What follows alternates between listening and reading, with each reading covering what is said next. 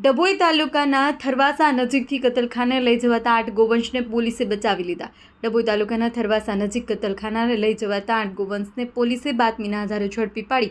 જોકે પિકઅપ બોલેરોનો ચાલક વાહન મૂકી ભાગી છૂટ્યો છે।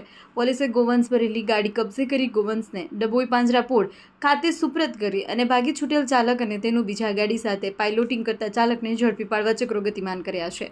માહિતી અનુસાર ડભોઈ તાલુકાના મોટા હબીપુરા ગામ નવી નગરી ખાતે રહેતા રાકેશ બાબુલાલ તડવી પોતાના ખેતરમાં કામકાજ કરી રહ્યા હતા। દરમિયાન એક બોલેરો પિકઅપ ગાડીમાં 8 જેટલા ગોવંશ ખીચોખીચ ભરેલી અને કોઈપણ પ્રકારની ઘાસચારો કે અન્ય સુવિધા વિના ભરી લઈ જતા નજરે પડ્યા।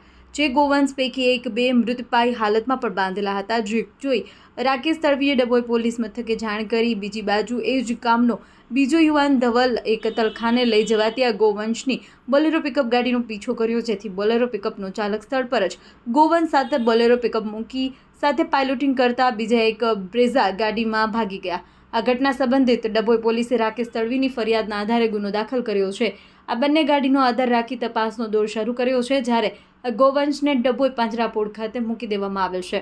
ઉલ્લેખનીય છે કે ડભોઈ પંથકમાં કતલખાને લઈ જવાતા પશુઓની હેરાફેરી બાબતે પોલીસે લાલાક કરી પેટ્રોલિંગ તેજ કર્યું છે। ગોવંશને પાંજરાપોળ મોકલાઈ ડ્રાઈવર સહિત 2 લોકો ફરાર છે।